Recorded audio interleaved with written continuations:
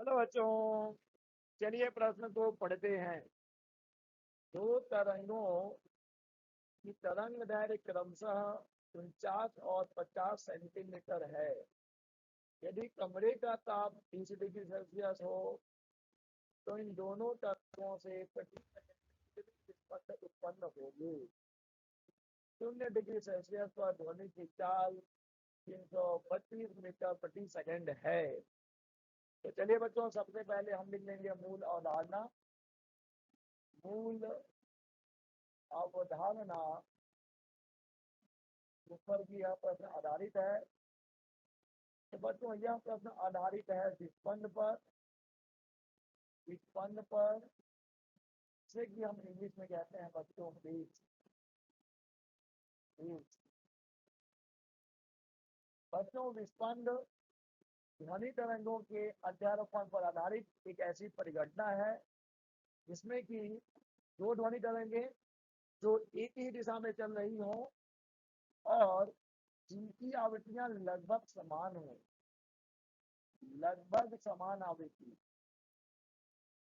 लगभग समान आवृत्ति दो ध्वनि तरंगे जो एक ही दिशा में चल रही हैं, जब ऐसी तरंगे अध्यारोपित होती हैं तो बच्चों माध्यम के किसी बिंदु पर ध्वनि की तीव्रता में ध्वनि की तीव्रता में आवर्ती परिवर्तन हो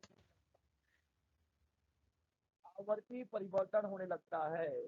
अर्थात बच्चों, जिस बिंदु पर ये ध्वनि तरंगे जिनकी आवृत्तियों में बहुत मामूली सा अंतर है, जिनकी आवृत्तियां लगभग समान है, जब ये अध्यारोपित हो रही है तो बच्चों जिस बिंदु पे भी ये अध्यारोपित हो रही है वहां पर ध्वनि की तीव्रता में उतार चढ़ाव देखने को मिलता है।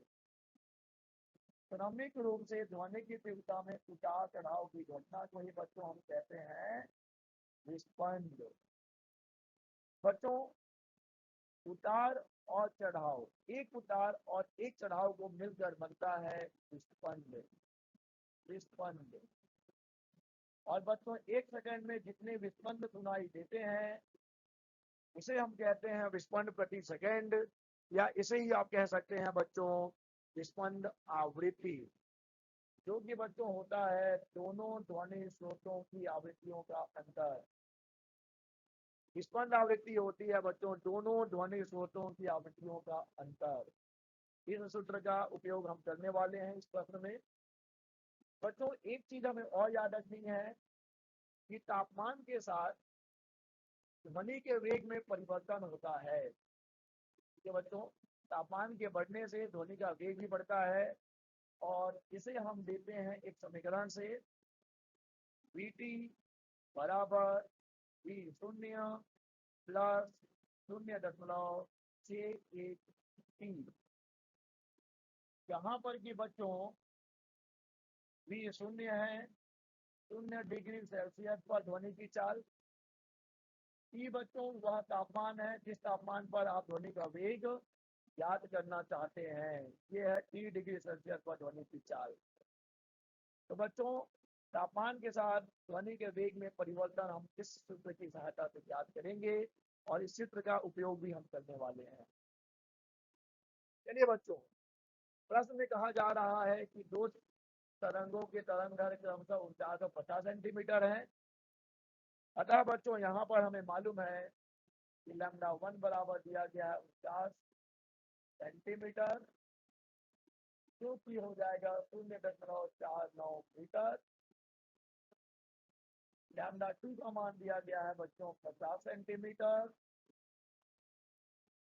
जो कि बच्चों हो जाएगा 0.50 मीटर।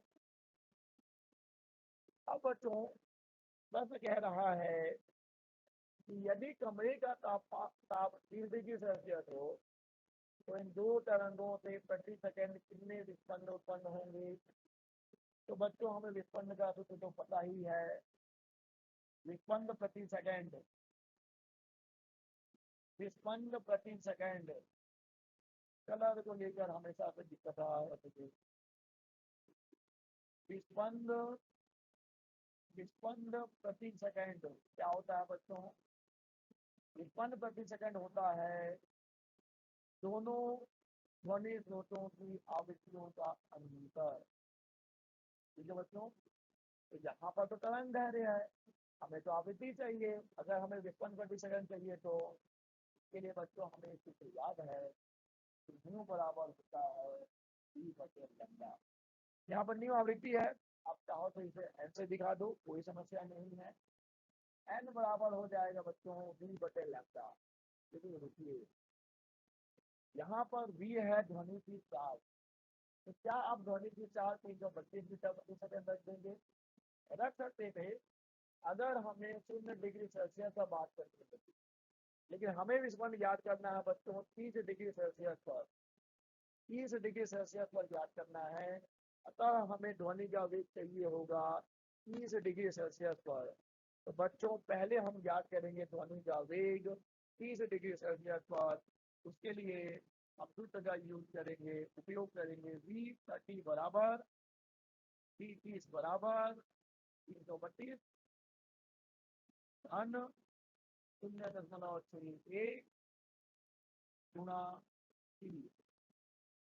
मूल अवधारणा में बच्चों हमने इसी प्रकार जिसमें किया है dt बराबर होता है v0 प्लस 0.1 गुणा 3।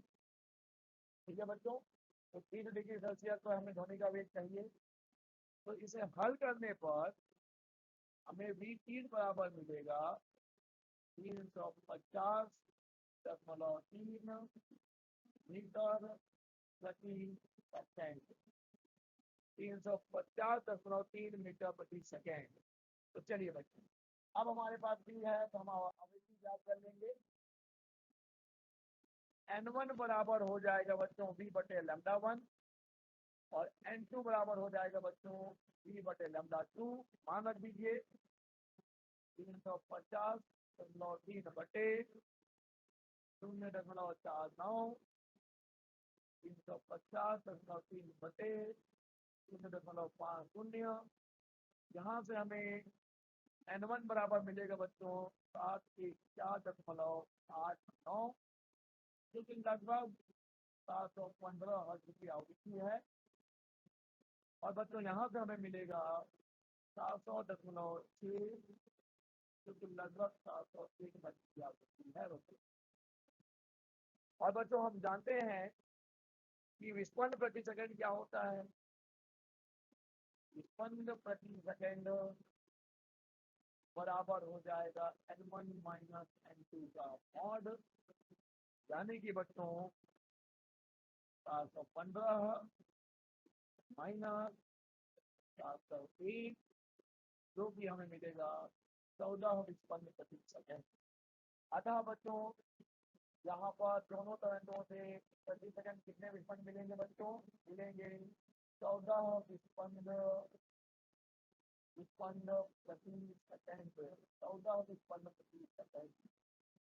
आशा करते हैं आपको समझ आया होगा। धन्यवाद।